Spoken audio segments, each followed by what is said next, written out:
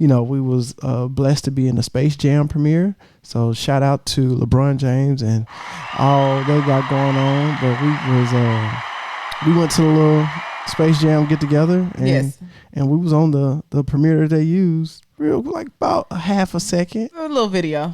Half a second. But we was on there, rocking Loveology. What's up, y'all? Said Entertainment. I'm asking y'all to check out the Loveology podcast. This is... Hello, and welcome to the Loveology podcast, where we talk about love and life with laughter. I'm Ashley. And I'm Jason. He's the carefree one. She's the serious one. And we're married. We have been since 2012, and we like to think of ourselves as a couple of loveologists. Not because we are the experts, but because we just love love. We enjoy studying and talking about it, so we thought, let's just start a podcast. A place where we can share what we have learned about love, relationships, and marriage. You can share what you've learned, and we can all grow together. So here we are.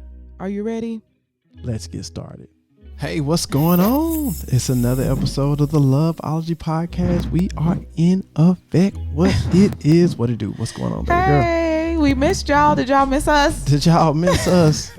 We've been MIA for a couple of weeks, 3 weeks. I think this has been 3 weeks. Sorry. Sorry to all of our loyal listeners. You know, you have come to expect that we are very consistent. We come with a new episode every week, but sometimes life's just get a little bit too hard. We got a lot going on, man. Got these chillings. We got these kids. We got a lot going on. We got side hustles. We got stuff. Yes. That's going on. So it is what it is. Thank y'all for hanging in there. Yes. Thank you for your patience and understanding. Yeah. And you know what I'm saying? What we really need from everybody, if you like what you're hearing here, make sure you hit that like button, smash that like button, subscribe if you like as well. But that really, really helps with the algorithms on YouTube. On the audio portion, we're doing really well. So we definitely appreciate that. And speaking about doing really well on the audio portion, do want to give a shout out to our top states and countries since we've been out, what I'm saying?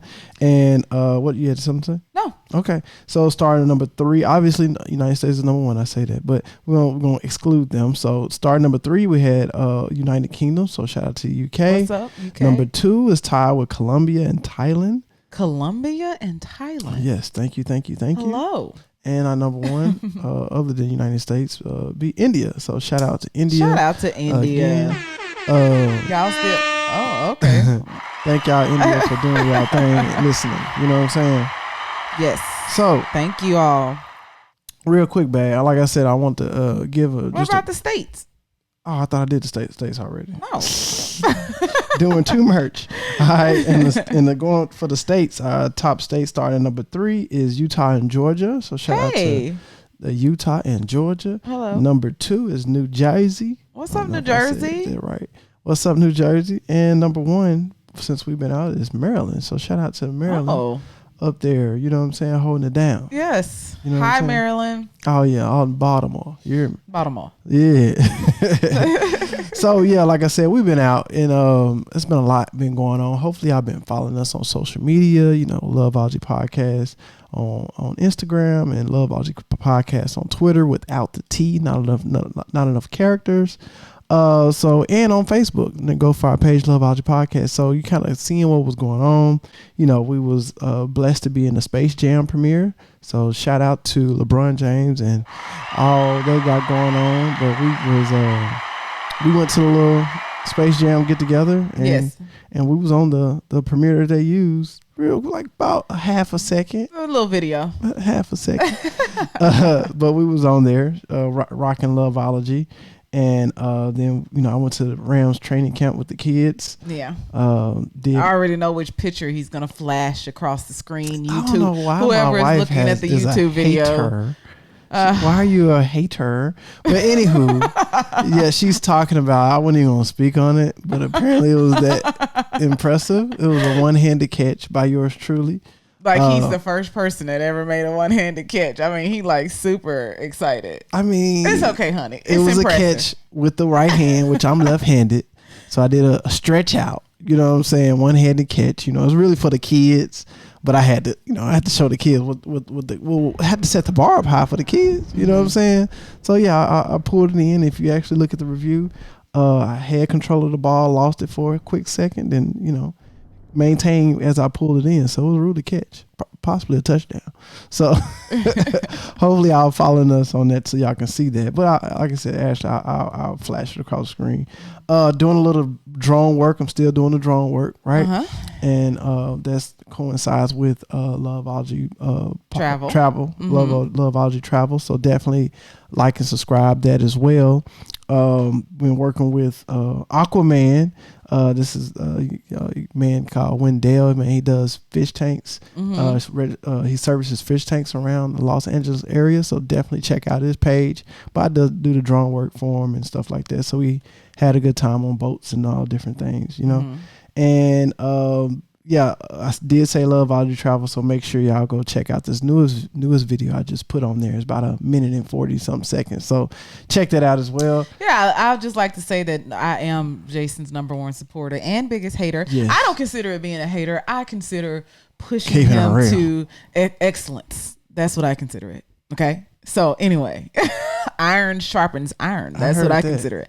So yes, this last video that Jason did, yes. I was pretty impressed, and it's hard for him to get me to say that I was impressed, but I was definitely impressed. So definitely check out that video. It's nice. It's showcasing the great parks in the LA area. Yes. And this is one that is kind of close to us. So yeah, I thought he did a good job. It was like a cinematic. Yes. This is cinematic. So tell me what y'all think about that, man. Definitely go to Loveology Travel and check that one out. It's our latest video. So definitely check that one out.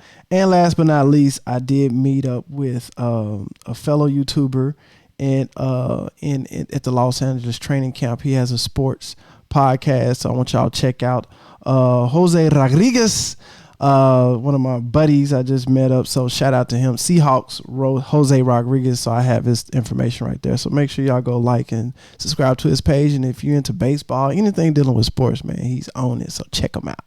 Chill. Awesome. Thank you. Such lovely announcements. Yes. Okay.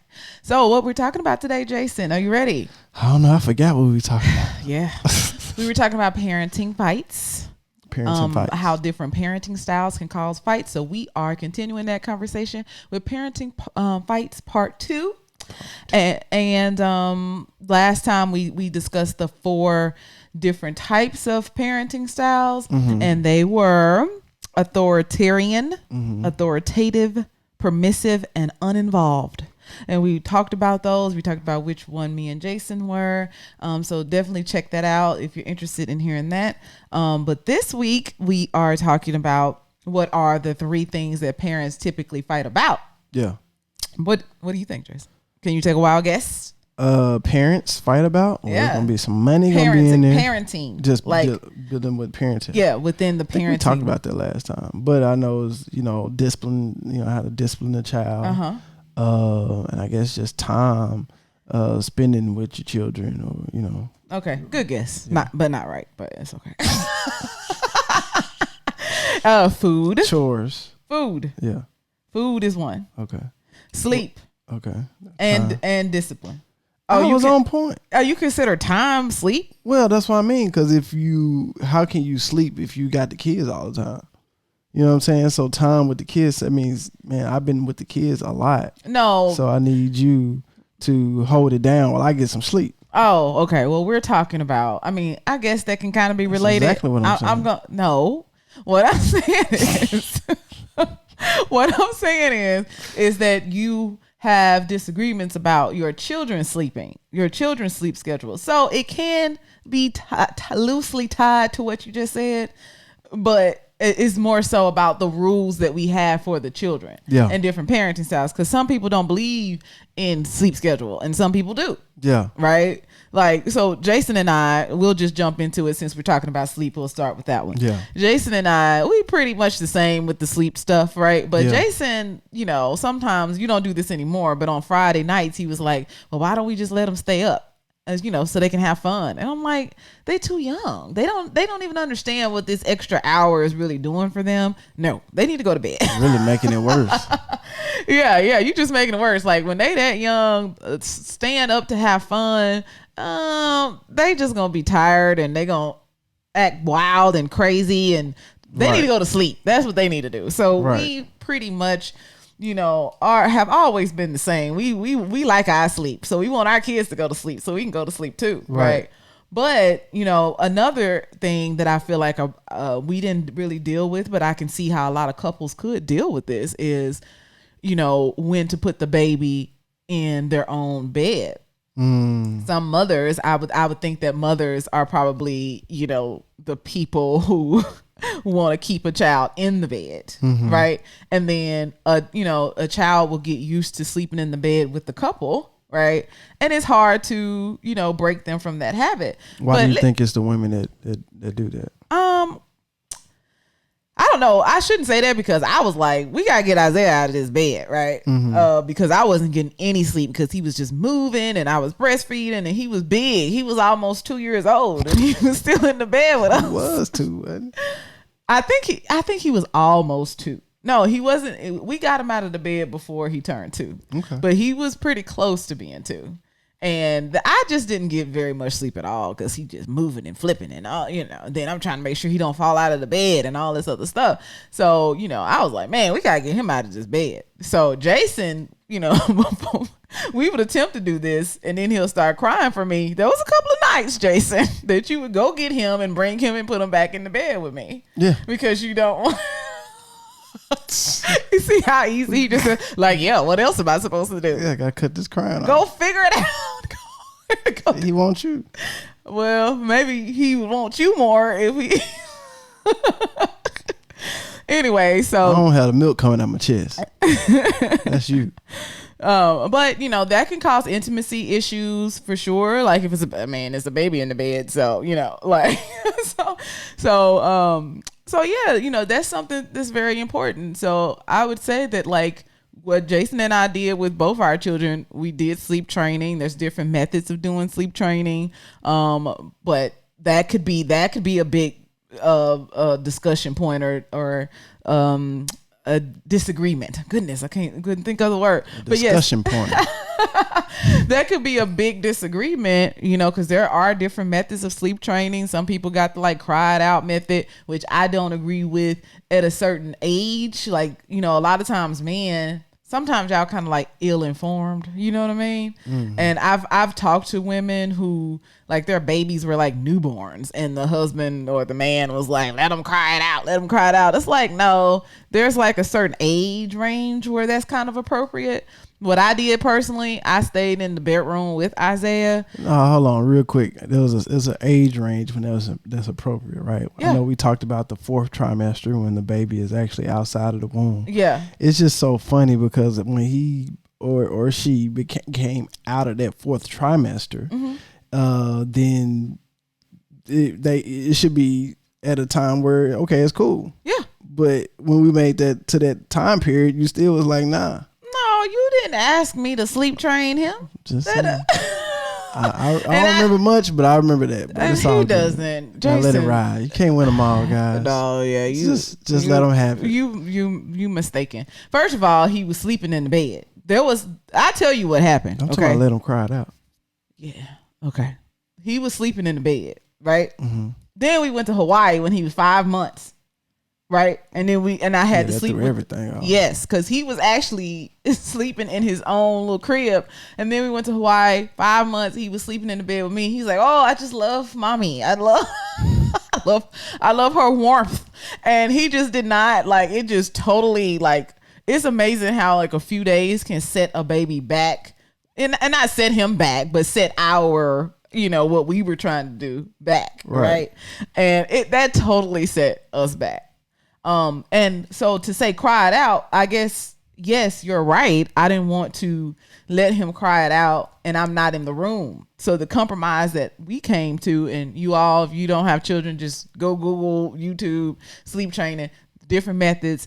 I decided to stay in the room with him. I don't like being outside of the room while he's crying, because I don't know, he was like so active, he could have like fell out of the bed or something. I don't know. Right. So some people would say that method of basically what I did was, put him to sleep. When he woke up, he wanted to get in the bed with me, but I would put him back in the crib. I wouldn't say a word.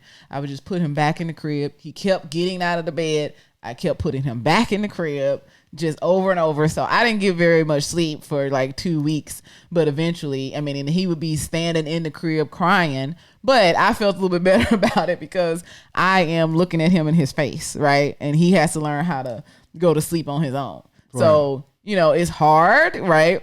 But I felt better watching him, knowing that he was safe. But I think, like I said, that prolongs the process in some people's opinion because he can see me, so he wants to get in the bed with me. And, I've made sure he's not hungry. And he was, like I said, almost 2. He was very close to 2. So they don't eat at night at that time. If they do, then they shouldn't be. Like, you're big enough to not eat at night, So anyway. So as you can see how that could cause a problem, correct? Right. Okay. Next one is food. What do we think about this? Speaking of food, we got an announcement to make. Oh, come on with it then. One of the things that has caused a little bit more, time suck, I guess you should say, is that we have decided to become a vegetarian family. Yeah. And we will talk more about this on another episode. We'll talk more in depth. But, if you listen to this podcast, you heard me say that I was vegan.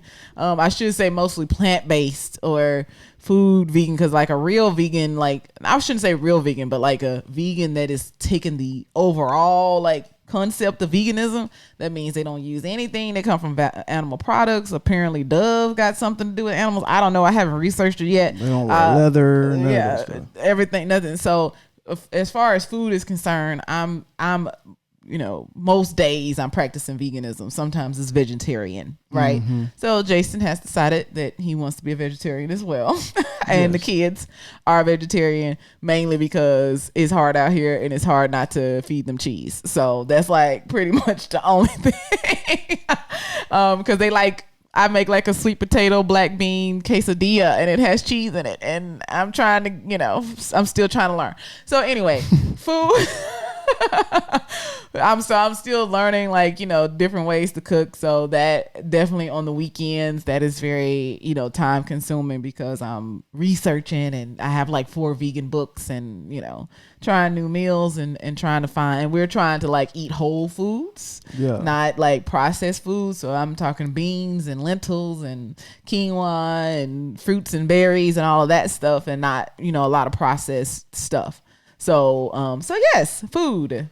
Anything you want to say, Jason, before we move on? But being vegetarian, plant-based, it's kind of simple for me. You fix it. He ain't cooking it. Yeah, you fix it and it tastes halfway decent. I'm good to go. Yeah. Especially if it's healthy, as far as what we know, it's even better. It's a plus. So yeah, I'm easy going. One of my favorite pastime meals is a peanut butter and jelly sandwich anyway. So fits right in that category.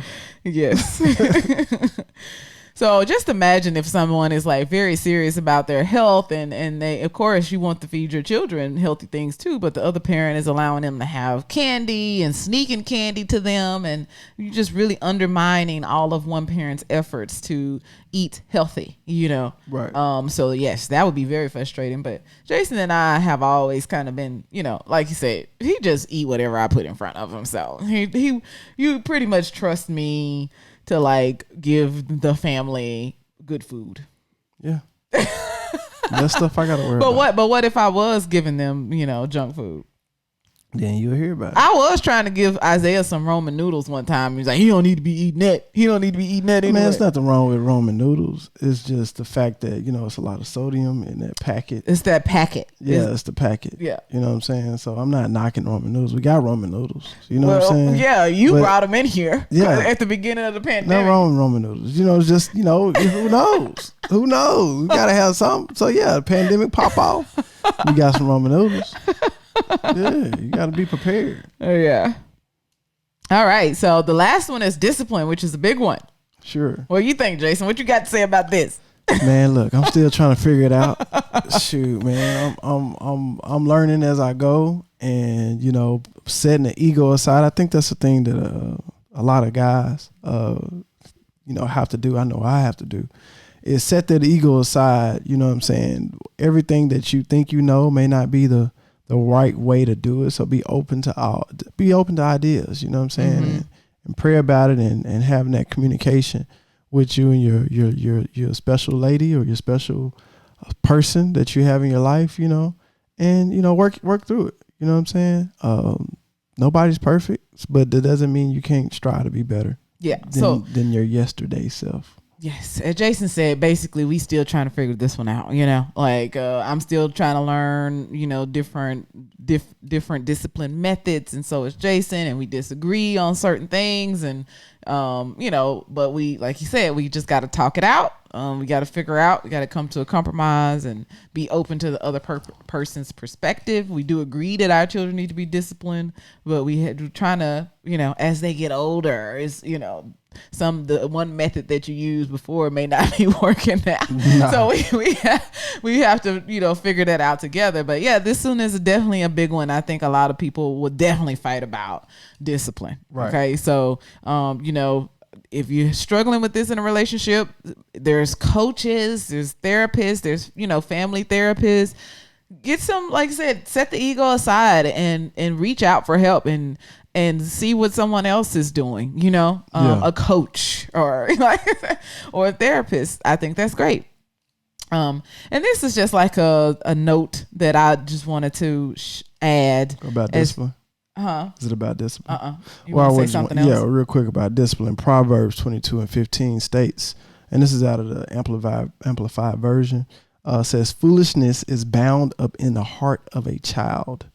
The rod of discipline, which is correction administered with godly wisdom and loving kindness, will remove it far from him." Nice. So, they talk about, spare the rod, spoil the child.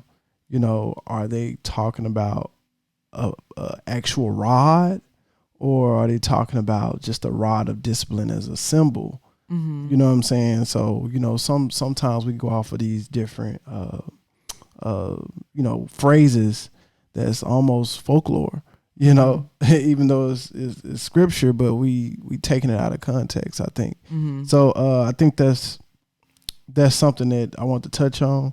And, as you dig deeper into these things, you'll start to figure out, what works best for you. You know what I'm saying? Yeah, absolutely.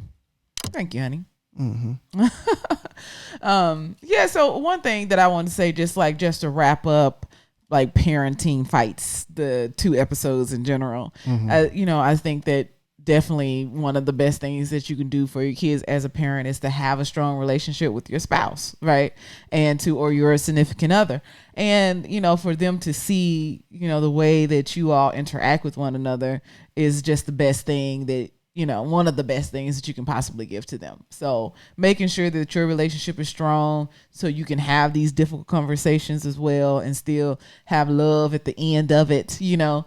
I think that's, definitely just something to think about as parents. Like, don't just focus all your energy in the kids and none on your relationship, because that's important for them to see.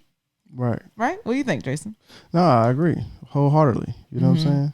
Yeah, they gotta have some type of something to go off of. Something that's better than nothing. Yeah. And if that something is a strong bond, then that's cool. Yeah.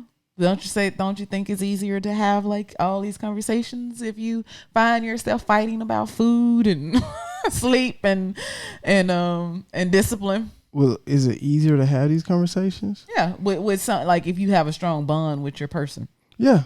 I mean, it's easy to have these conversations one way or the other, because the situation gonna pop up. Y'all gonna talk about it now, whether it's shouting at the top of your voice. But that ain't easy if it's shouting. No, I'm saying easy to have these conversations because it's gonna happen. The conversation is gonna happen. You know what I'm saying? But it's about listening and understanding what your partner is saying.